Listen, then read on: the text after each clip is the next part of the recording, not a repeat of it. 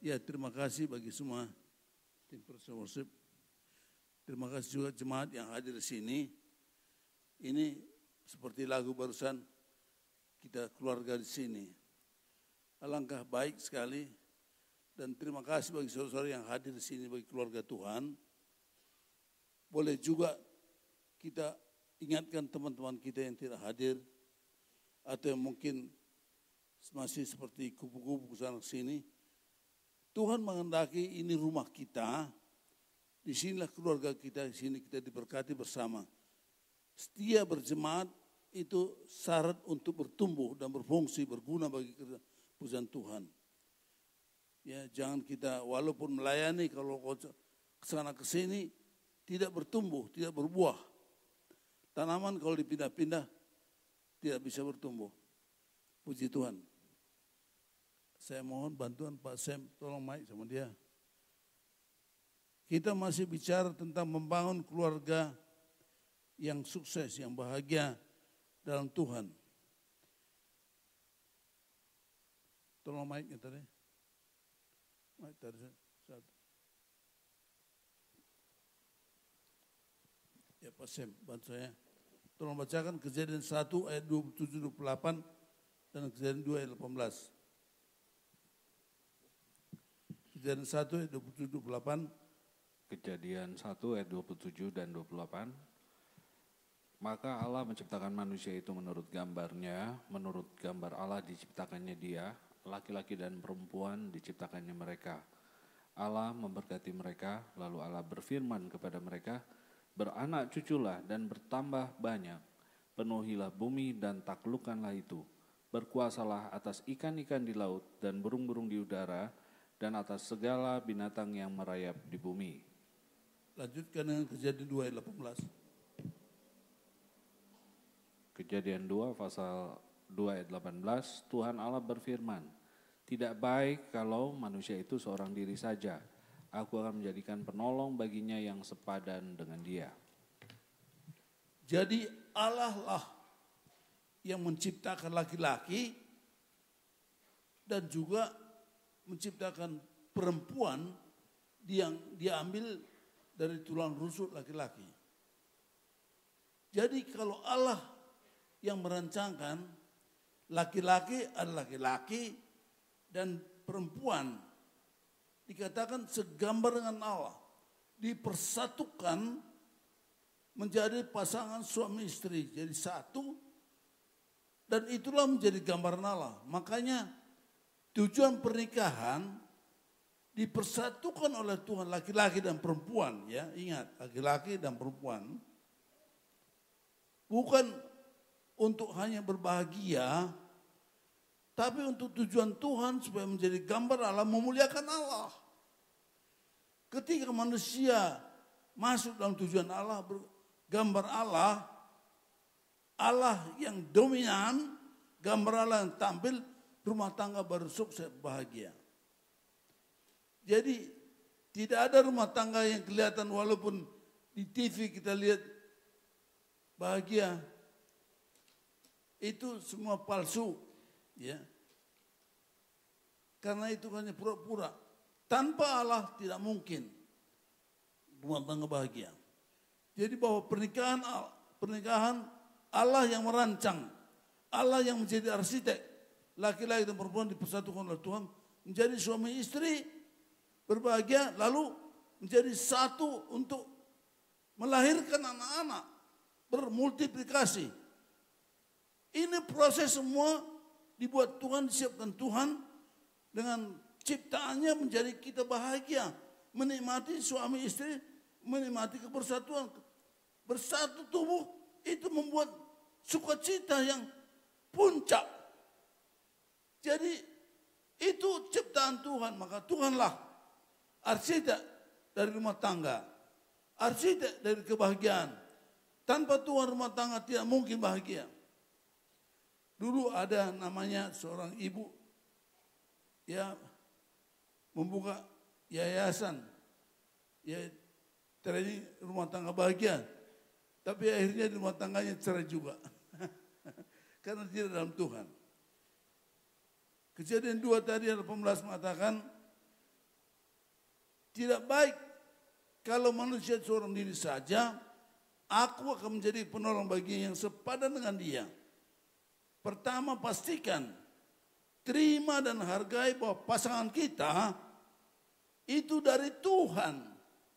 Sekalipun kita yang milih, tapi Tuhan bertindak menaruh hati kita.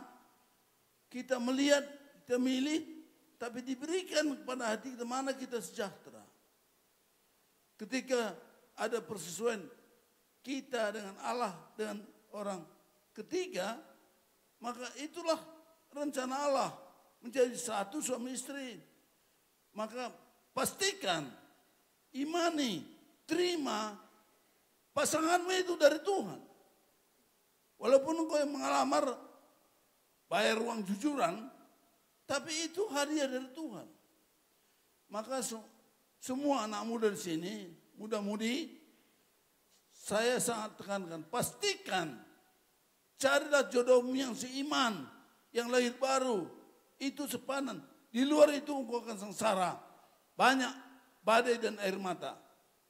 Walaupun buat istrimu cantik, suamimu hebat, kaya, di luar Tuhan hidupmu akan sengsara. Tidak ada istilah cerai. Jadi sudah dipersatukan Tuhan, apa yang dipersatukan Tuhan tidak boleh diceraikan oleh manusia. Apapun alasannya kecuali oleh kematian. Coba baca Matius 19 ayat 6. Matius 19 ayat 6.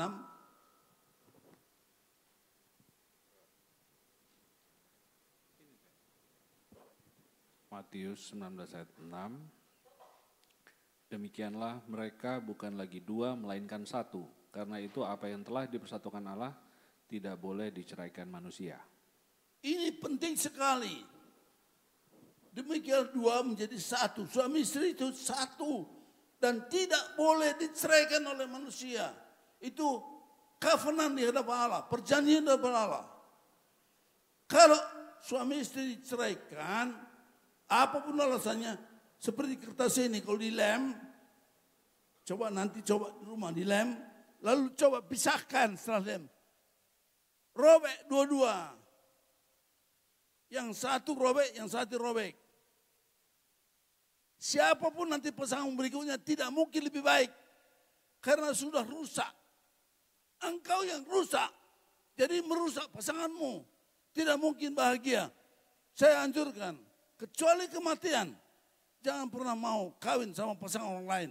Istri orang lain atau suami orang lain. Engkau akan rusak karena tidak pas. Dan apapun keributan rumah tangga, jangan pernah keluar kata-kata cerai. Itu akan menghancurkan hidupmu. Cerai itu tidak mungkin lebih baik daripada bersatu. Tapi ingat, rumah tangga Allah yang arsitek, dia sanggup, pasti sanggup memulihkan. Jadi mimpikanlah, idamkanlah suatu pernikahan yang sukses, yang bahagia. Bukan pernikahan yang biasa-biasa saja. Bahkan pernikahan yang penuh penderitaan, sengsara, tertekan, boring, bosan. Bukan itu pernikahan. Dan ada begitu banyak. Di luar Tuhan, tanpa orang Kristen pun kalau tidak tahu, banyak orang Kristen sama-sama anak Tuhan. Tapi karena tidak tahu apa rencana Tuhan, tidak melibatkan Tuhan, akhirnya katanya cerai. Kemarin saya dengar ada juga pendeta, kalau ribut terus, bertengkar terus, cerai aja gak apa-apa. Saya katakan hari ini, idamkan mimpi ke rumah tangga yang bahagia itu. Tuhan tidak menghendaki perceraian. Jangan pernah ada istilah cerai. Bagaimanapun keadaanmu, ada tangan Tuhan yang perkasa bisa memulihkan rumah tanggamu. Setia dalam pernikahan, terima dan hadapilah dengan melibatkan Tuhan. Rumah tanggamu yang kacau itu, kalaupun kacau, dia arsitek, dia sanggup. Maka libatkan dia, libatkan hamba-hamba Tuhan, libatkan para ahli hamba Tuhan yang sudah sukses dalam pernikahan. Jadi ambil satu keputusan, terima perbedaan. Laki-laki dan perempuan, Tuhan tidak menghendaki pernikahan yang sama. Jangan pernah laki-laki dan perempuan kawin sama. Maka engkau akan jadi boring. Tapi Tuhan buat seperti magnet positif dan negatif. Justru perbedaan itulah membuat pernikahan berhasil. Jadi terima, lalu kedua belah pihak mengambil komitmen. Keputusan mau belajar, mau dibentuk dengan melibatkan Tuhan, firman Tuhan, dan melibatkan hamba-hamba Tuhan dan para ahli yang sudah berhasil. Kita pasti bisa dengan mau dibentuk, mau dirubah. Pastikan tidak ada will ya, wanita istri idaman lain atau pria idaman lain. Itu jangan kau rasa bahagia. Kalaupun ada sepertinya ada wanita lain yang seperti jauh lebih enak. Itu membuat kau langsung masuk ke sengsara. Karena roh kegelapan sudah masuk dalam kemahmu, engkau langsung ditangkap. Hidupmu sengsara karena pertama rasa guilty feeling. Itu membuat pasanganmu tidak bahagia. Kalau suami istri misalnya berhubungan, kenapa istri saya kok begini? Lihat apa tingkah laku suami. Karena perempuan tidak tahu, tapi dia tahu perasaan dan feelingnya. Jangan ada wanita idaman lain, sebaliknya jangan ada pria idaman lain. Itu semua sengsara, itu membuat rumah tanggamu kacau. Jadi marilah hari ini impikan satu rumah tangga yang bahagia dengan melibatkan Tuhan. Tangan Tuhan, arsitek pernikahan itu akan memulihkan kau. Percaya pada firman Tuhan bahwa ketika engkau rukunlah, rumah tanggamu berbahagia, diberkati. Coba baca Mazmur 123 ayat 1-3. Mazmur 123 ayat 1-3.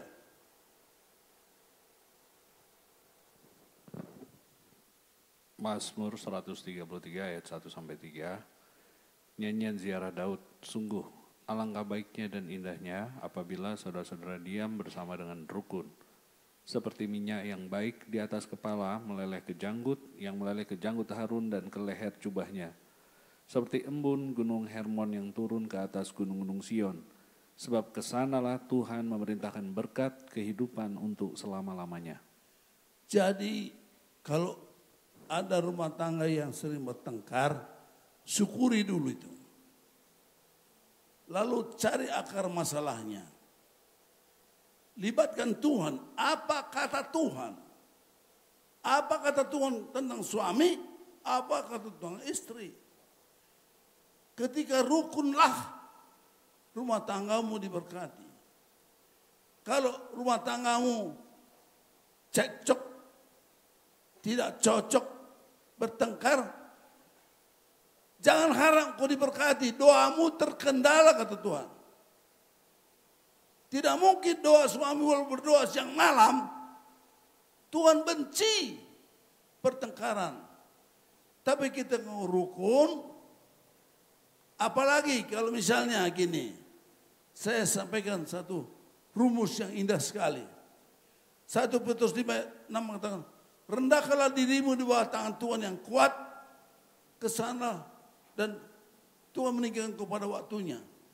Suami-suami, saya sampaikan jangan kau merasa hebat. Engkau laki-laki seringkali si akunya, egonya lah membuat keributan.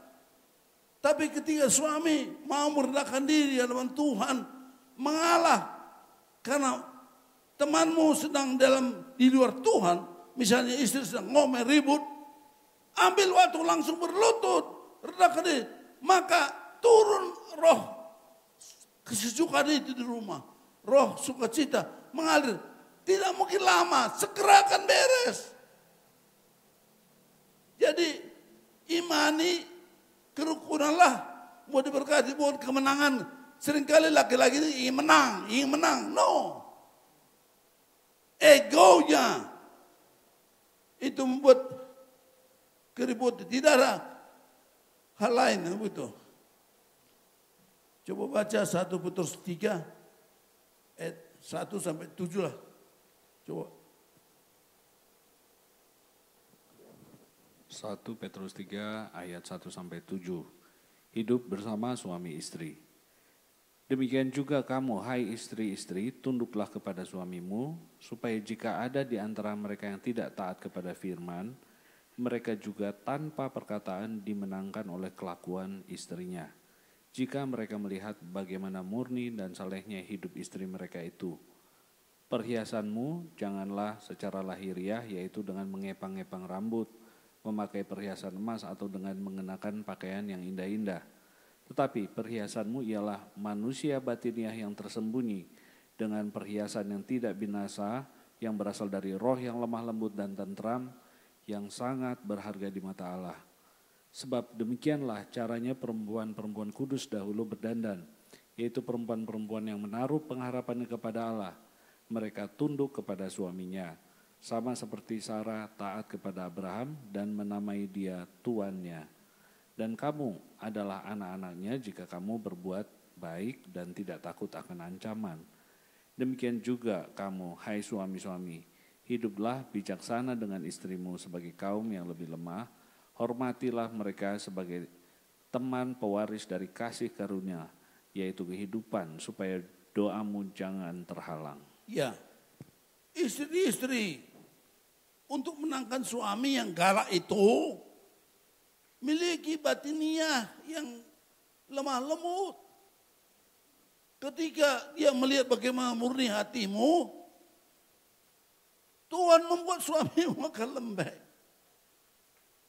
Hei suami-suami, bertindaklah bijaksana kepada istrimu yang lemah itu. Ketika engkau lemah lembut, tiba-tiba istrimu jadi jinak. Jadi ini saudara berlomba-lomba untuk datang pada Tuhan. Jika pasangannya sedang ngacau, nggak usah diresponi. Segeralah datang pada Tuhan. Libatkan Tuhan. Berikan Tuhan yang berkarya, ambil alih. Maka segera ketika engkau sudah tenang, pasanganmu akan tenang. Jadi, saudaraku, Galatia 2:20 mengatakan gini, hidupku bukan aku lagi, melainkan dia. Ketika suami atau istri, bukan lagi si aku yang keluar, tapi Tuhan yang keluar akan lain. Maka rumah tangga itu menjadi alat Tuhan. Suami istri berlomba-lomba dalam Tuhan, memuliakan nama Tuhan. Walaupun ada perbedaan, perselisihan, akhirnya memuliakan Tuhan. Karena saya dan istri saya, bukan sedikit persoalan perselisihan perbedaan. Tapi saya bersyukur punya istri yang sangat selalu mengandalkan Tuhan. Selalu bawa firman Tuhan. Dan tunduk pada firman Tuhan. Firman Tuhan itu telah menyelesaikan kami. Sehingga sampai umur 82, 83 begini, menikmati kebahagiaan bersama. Pastikan rukun itulah rumah tangga diberkati. Ya, perlu membangun keintiman dalam pernikahan. Tadi dikatakan laki-laki dan wanita diciptakan Tuhan dipersatukan menjadi satu. Efesus 5:31 mengatakan suami meninggalkan orang tuanya menjadi satu dengan istrinya. Tempatkan Tuhan nomor satu, kemudian suami istri, hubungan suami istri lah di atas semuanya. Hubungan suami istri lebih daripada anak, lebih daripada pekerjaan, lebih dari pelayanan, lebih daripada uang. kalau ada barang pecah, jangan marahi istrimu. Istrimu lebih mahal dari barang. Kita perlu sedikit, ya saya sampai sedikit, memahami perbedaan antara laki-laki dan perempuan. Menikah bukan menjadi sama antara suami dan istri, tapi justru perbedaan itu saling melengkapi, komplement, dan menikmati perbedaan itu. Kalau istrimu seperti laki-laki, bukan main susahnya. Kalau suamimu seperti perempuan, kayak apa? Jadi dibuat beda memang. Sadari itu, laki-laki, perempuan beda. Laki-laki, otak kirinya besar, pikiran. Aku pikir. Perempuan, otak kanannya yang besar. Aku rasa gak begitu. Ya aku pikir gitu, aku rasa gak begitu. Itu laki dan perempuan. Beda. Otak kirinya laki-laki besar. Perempuan lebih besar otak kanan. Telinga dan mata. Kalau perempuan lebih sensitif telinganya. Kalau laki-laki matanya. Mata laki-laki dengan melihat. Dia bisa terangsang, bisa dipengaruhi oleh matanya.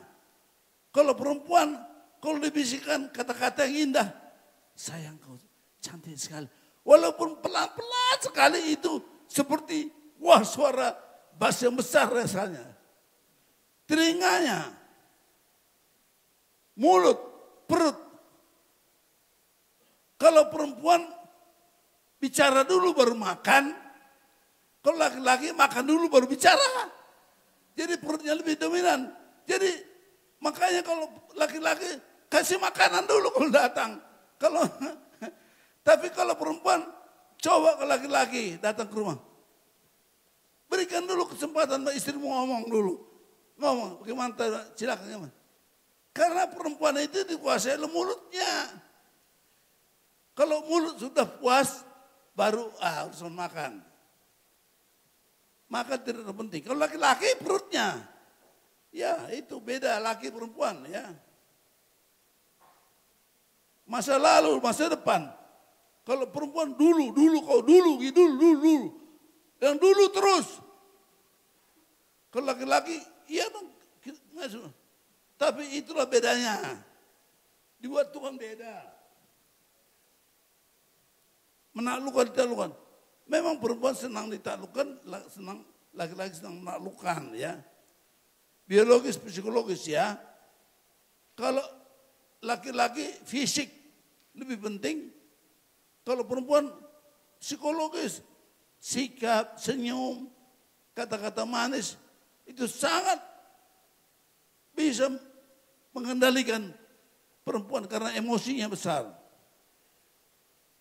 Laki-laki sedang dipuji, perempuan senang dikasihi. Itu perbedaan. Kalau kita memahami sedikit, maka kita lebih mudah. Ya. Dulu saya tidak mengerti itu.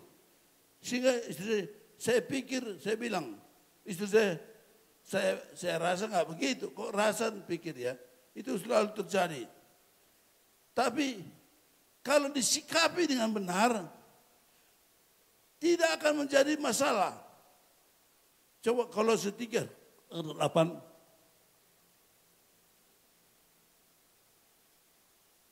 Kolose 3:8. Kolose 3:8, tetapi sekarang buanglah semuanya ini, yaitu marah, geram, kejahatan, fitnah, dan kata-kata kotor yang keluar dari mulutmu. Jadi inilah sumber perpecahan yang menghilangkan kerukunan. Mulut ini ya membuang ego si aku, kemarahan, kata-kata kasar, kata-kata nyelekit yang menghina, menyakitkan. Minta Tuhan bersihkan lidah kita, lepaskan mulut saya Tuhan yang suka ngata-ngatai atau menghina istri saya, mengatakan kata-kata yang menyakiti. Itu semua menghancurkan. Kata-kata keras tidak pernah membawa kebaikan. Kata-kata kasar, marah tidak mungkin memperbaiki istrimu atau memperbaiki anak-anakmu. Marah itu merusak. Itu Alkitab. Coba Amsal 18 ayat 12.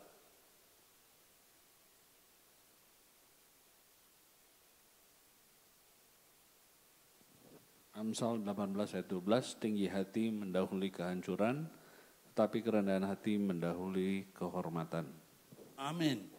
Amsal 16 ayat 24.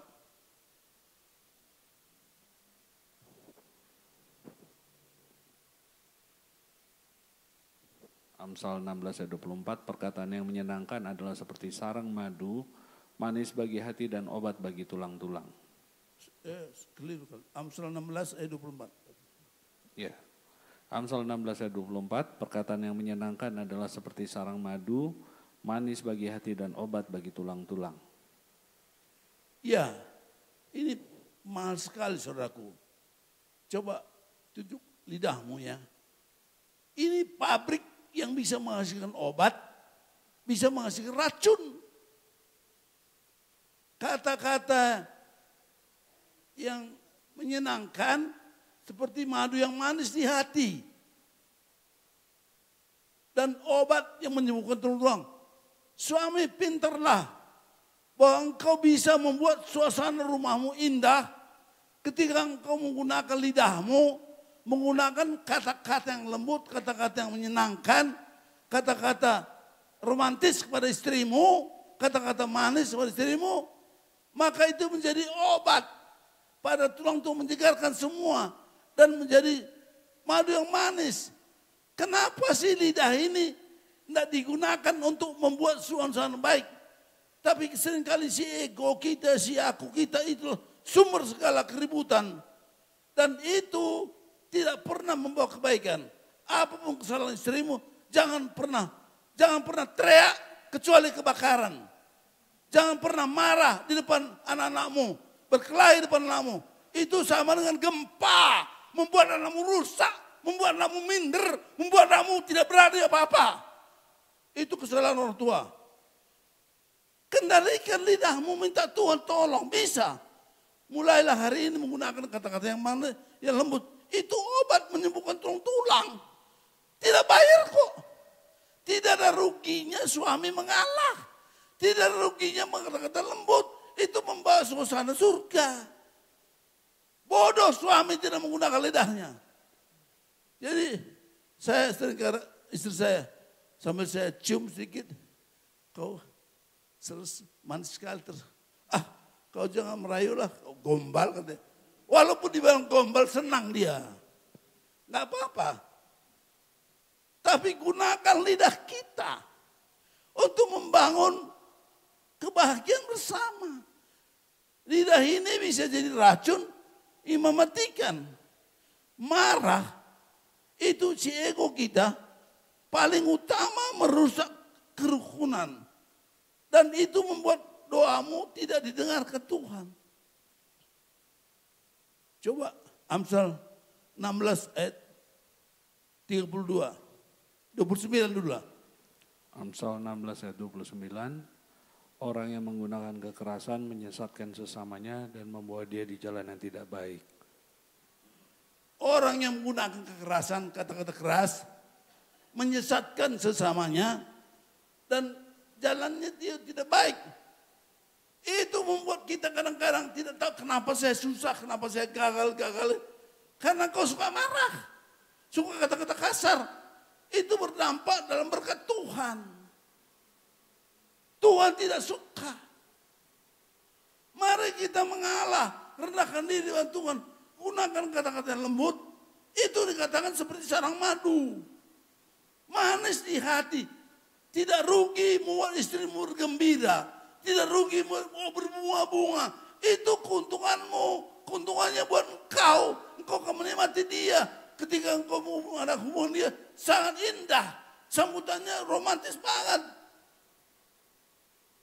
Jadi jangan bodoh. Kenapa istri saya begini kok dekat pun gak mau. Itu salahmu sendiri. Karena engkau tidak menciptakan suasana surgawi. Suasana. Gunakan lidahmu. Perempuan senang telinganya bisikin. Ma, aku sayang mau. sambil peluk dari belakang, cium rambutnya. Tidak apa-apa, apa ruginya? Hanya setengah menit. Tapi dampaknya dalam hidupmu, engkau diberkati. Kalau engkau suka marah-marah, doamu tidak dengar tuh. Makanya di sini gagal, sini gagal, sini gagal. Karena Tuhan tidak memberkati. Mari kita rubah. Kata-kata yang manis. Seperti sarang madu. Yang manis di hati. Dan menyehatkan tulang-tulang. Gunakan lidah kita.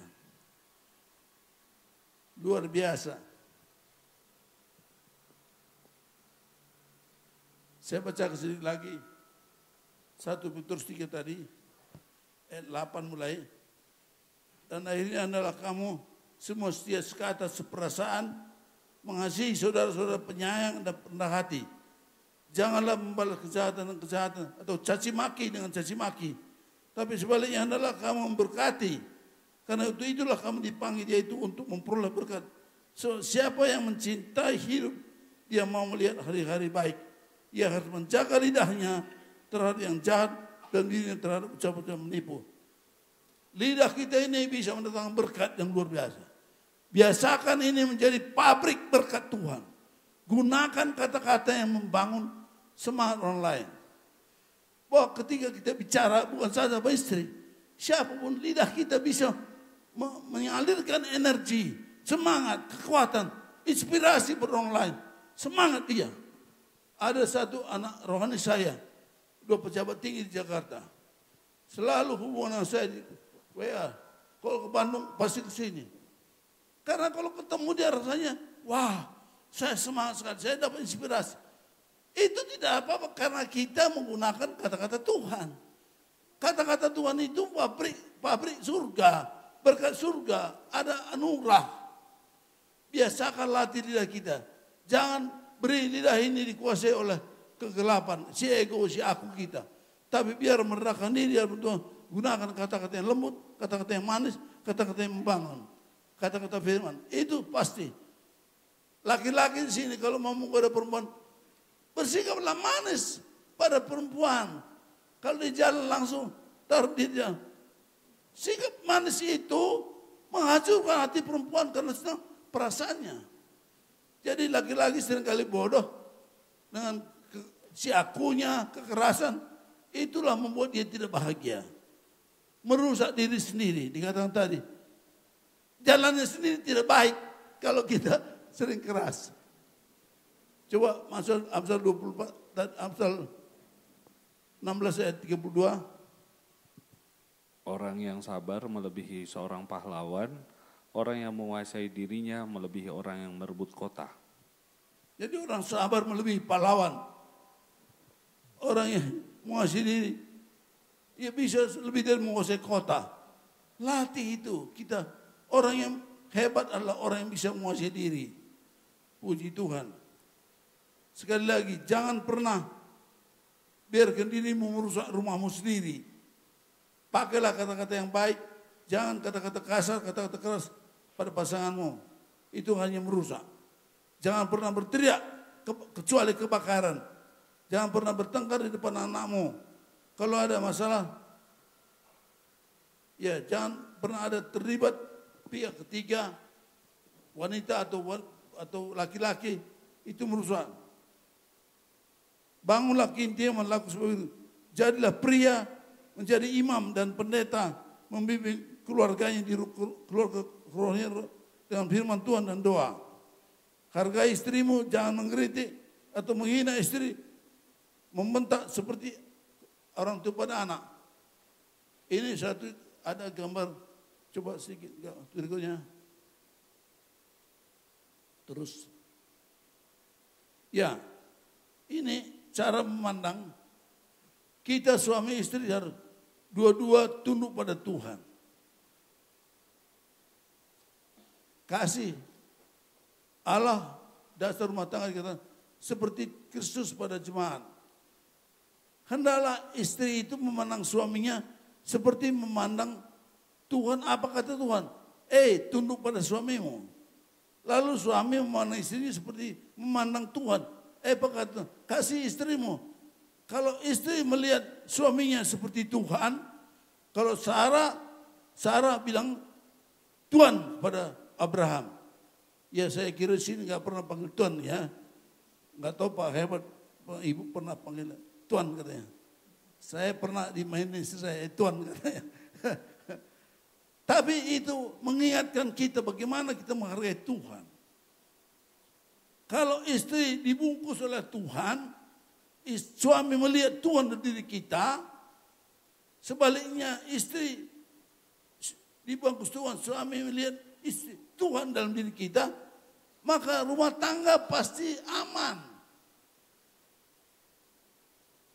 Lakukan hal-hal praktis sebagai berikut. Jangan lewatkan satu hari tanpa berkata sayang kepada istrimu atau suamimu. Itu enggak mahal. Gunakan kata-kata itu. Sediakan waktu setiap hari berbincang-bincang suami istri minimal 30 menit. Terutama saat teduh tiap pagi. Suami istri jangan lupa tiap pagi saat teduh. Tiap hari kecupan atau pegangan tangan, sentuhan fisik. Penting sekali suami istri bersentuhan tiap hari. Jangan sampai sudah seminggu nggak pernah pegang istrimu. Saya pernah bilang istri saya, kau sudah lama kali nggak peluk aku. Kok saya lupa peluk. Banyak laki-laki lupa peluk istrinya. Pekerjaan yang paling utama dilupakan. Sibuk ngurus usaha. Itu baik juga, tapi jauh lebih penting memeluk istri daripada ngurus usaha. Tapi bukan berarti tidak bekerja, tapi jangan lupa tiap hari. Minimal 1 kali seminggu dating, outing. Saya sampai hari ini, tiap hari Selasa semua orang tahu. Saya sama istri saya pasti pergi. Entah ke Lembang, entah Ciwidey, ke teater. Ada waktu berduaan.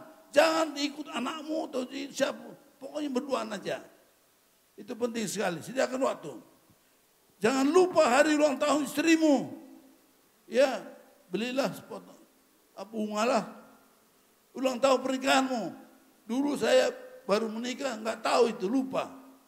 Lalu istri saya, hari apa ini? Ya hari Kamis saya bilang. Dia lihat saya lama gitu. Masa bangun pagi nggak lupa ulang tahun? Suami-suami paling suka lupa sama ulang tahun istrinya. Saya itu dulu. Tapi akhirnya saya, ya kalau sudah tinggal seminggu sudah hati-hati saya. Sudah pasang lampu kuning. Jangan saya lupa beli bunga atau beli hadiah. Istri itu senang sekali hadiah. Kalau laki-laki nggak senang sih. Laki-laki senangnya dipuji aja udah cukup. Walau banyak perbedaan, cari hal-hal yang sama, itu bisa dilakukan bersama-sama. Kalau bertengkar, masuklah kamar. Bawalah ke hadapan Tuhan. Jadilah laki-laki dan perempuan yang profesional. Bicara terbuka, apa yang masalah. Bukan, tapi ingat Tuhan ada di situ. Jadi bicara terbuka di hadapan Tuhan. Lalu kalau ada yang salah, tunduklah pada firman Tuhan. Akui kesalahanmu, minta maaf. Istri minta maaf pada suami, suami minta maaf pada istri. Lalu akhiri dengan doa. Itu jangan berakhir kalau dengan belum berdoa. Harus akhir dengan doa, kalau perlu baca ayat firman Tuhan. Belajarlah memuji pasanganmu ketika ada hal-hal yang rasanya tegang. Memuji itu membuat suasana tenang. Pasanganmu dalam berubah, suasana berubah. Itu perlu dibangun. Pujian yang tulus dan wajar, bukan rayuan, itu membuat suasana baik. Bagaimana merubah pasangan yang sifat-sifat kebiasaannya buruk? Jangan frustasi melihat pasanganmu tidak mau berubah. Tuntutan, omelan, kata-kata hinaan atau merusak hubungan. Jangan frustasi, jangan putus asa. Langkah pertama berubah adalah dengan menerima pasanganmu, menghargai dia, mengasihi pasanganmu apa adanya. Kalau ada masa lalu yang buruk, lupakan dan kubur dalam-dalam. Keburukan masa lalu jangan pernah dibongkar lagi. Kubur dengan beton. Jadi masa lalu laki-laki, masa lalu perempuan terbuka, tapi langsung kubur. Tidak bongkar-bongkar, itu jadi bau, karena itu bangkai. Jadi seringkali laki-laki itu, dulu kau begini, jangan pernah itu. Dulu itu sudah siapa dalam kesucian baru? Yang baru sudah, yang lama sudah berlalu, yang baru sudah tiba. Nikmati hal yang baru ke depan bersama Tuhan. Langkah kedua, buatlah pasangan bahagia. Jadi usahakan pasangan bahagia. Bukan cari apa yang kau mau, tapi cari apa yang mau pasanganmu. Itu buat bahagia, apa dia senang. Kalau pasangan berbahagia, ia akan berbuat baik. Hukum tuai. Apa yang kau tabur itu akan tuai. Laki-laki yang pintar menyenangkan istrinya akan menuai kehebatan istrinya. Kemanisan istrinya, keindahan istrinya. Langkah ketiga, ubahlah dirimu seperti diharapkan pasanganmu. Nah ini penting sekali. Pasangan terbuka dan kita di hadapan Tuhan, aku mau berubah. Spesifik apa kesan. Kalau misalnya kebiasaan buruk, apapun yang tidak saya terbuka di situ, lalu akui dan mau berubah, minta Tuhan campur tangan. Mengenal diri, temperamen, kepribadian, kebiasaan kelemahan dan kelebihan pasangan, dapat minta bantuan kalau ada perlu hamba Tuhan atau para ahli yang sudah sukses pernikahan sebagai pernikahan Kristen. Ya, saya harap yang ini dilakukan segera boleh menolong kita rumah tangga cepat bahagia. Sedikit lagi tentang mendidik anak. Orang tua jadilah pendeta bagi anak-anakmu. Didiklah mereka, bina anak-anakmu dengan firman Tuhan untuk takut akan Tuhan. Jadikan anak-anakmu menjadi murid Tuhan. Janji Tuhan Yesaya, coba saya membaca Yesaya 54 ayat 13.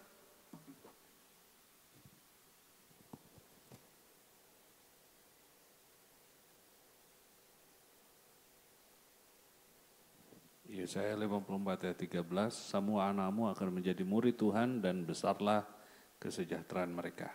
Itulah warisanmu yang paling mulia. Yang membuat jaminan bukan emas, perak, bukan harta. Wariskan, jadikan anakmu murid itu pengikut Yesus. Ajarlah firman Tuhan.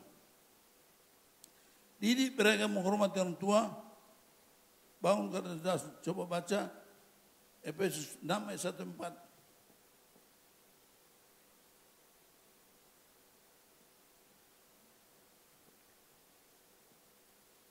Efesus 6 ayat 1-4, hai anak-anak, taatilah orang tuamu di dalam Tuhan karena haruslah demikian.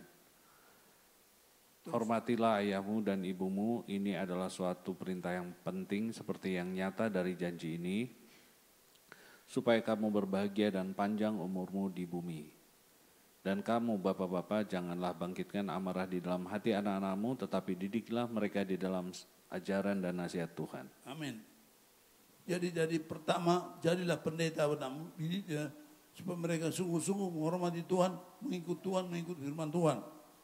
Yang kedua, ajar didik anakmu menghormati orang tua, bangun karakter dasar. Latih anakmu, karena anak-anak kita seringkali tidak di rumah, kita pikir di sekolah cukup, tidak. Di rumah penting sekali. Ajar dia perhatikan, misalnya kalau bapak bicara, kalau mama bicara, dengarkan ya. Siapa pun bicara, perhatikan ya, lihat matanya, itu atentif namanya. Ajaranmu taat, apapun suruh orang tua, ya pak, ya mak, langsung, jangan nanti. Kasih tahu anak-anak, ajar dia, jangan pernah kata-kata nanti kepada orang tua. Ya pak, ya mak, langsung taat. Lalu dia jujur, kalau tadi kau ambil ini, ajar dia, jangan dimarahi, terbukalah, ampuni dia. Supaya dia jadi anak yang jujur, penting sekali, berani terbuka, tanpa dimarahi, tapi dia bertobat. Lalu, jalan terima kasih. Kalau anak kita kasih apa? Bilang terima kasih mama, sudah masak yang enak ya. Terima kasih pak, sudah beli ini. Supaya kasih tahu anak kita, tahu berterima kasih. Lalu bertanggung jawab, apa saya disuruh. Diurus dengan baik. Kalau nanti bercuci mobil ya baik. Latih anak kita bertanggung jawab. Dan juga latih dia rajin ya. Dan didik anakmu secara akademis supaya dia dapat bertarung di dunia ini. Kalau bisa S1, S2 sampai S3. Ya kalau enggak seberapa bisa lah. Dan latih kerjaan praktis ya. Ini bagian ibu-ibu, tolong anak-anak dilatih. Lihat kamarnya, beresin kamarnya, rapikannya, tempat tidurmu, lemarimu, pakaianmu. Contohin dia, contohin. Begini lipatnya, sampai bisa. Kontrol tiap hari sampai anak itu tertib. Kamarnya rapi, tempat tidurnya rapi, lemarinya rapi, bukunya rapi, sepatunya rapi. Jangan dibiarin nantinya kacau, tidak ada orang lain mendidik dia. Hanya ibu-ibu tolong ini. Saya sampaikan ini. Jangan sampai anak-anak GBI Sukacita hidupnya tidak teratur. Nanti saya datang ke rumah, saya mau lihat tempat tidur anak-anaknya. Latih anakmu, beresin tempat tidur, lemari, pakaiannya, sepatunya semua. Lalu latih dia kerja nyata, ya. Kalau ada kerjaan apa, ayo bantu bapak, bantu mama. Jangan segan nurut anak, jangan biarkan anak-anak kita tidak terampil. Dan latih di mana saja, kapan saja dia dengan tangan. Misalnya kalau jalan-jalan, coba latih Pak, anak kita. Kalau ada sampah, ayo mak, ayo anakku, ambil ini. Latih dia supaya dia terampil. Maka anak kita di tengah masyarakat akan sangat diterima. Dia menjadi orang yang bercahaya, bersinar. Dan masa depannya sungguh cemerlang. Itu bagian kita mendidik anak. Puji Tuhan. Sampai di sini saya minta tampil Tuhan doa.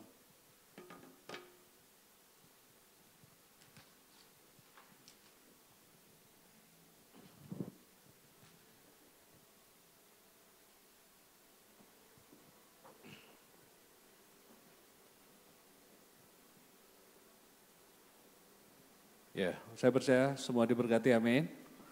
Ya, banyak hal yang perlu kita pelajari dan firman Tuhan memang mengajar kita agar kita berbahagia dalam Tuhan. Mari kita berdoa. Bapa yang baik, kami bersyukur untuk firman-Mu yang mengajar, mendidik kami. Kami bersyukur karena Engkau yang menciptakan kami laki-laki dan perempuan. Engkau yang menciptakan rumah tangga, agar kami boleh berbahagia dan memuliakan Tuhan.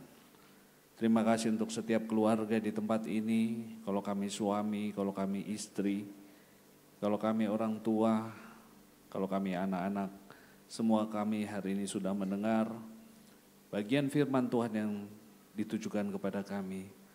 Biar Roh Kudus menolong kami untuk boleh menjadi seperti yang Tuhan mau, menjadi suami yang penuh kasih, yang sabar, yang berkata-kata dengan baik, membangun istri kami.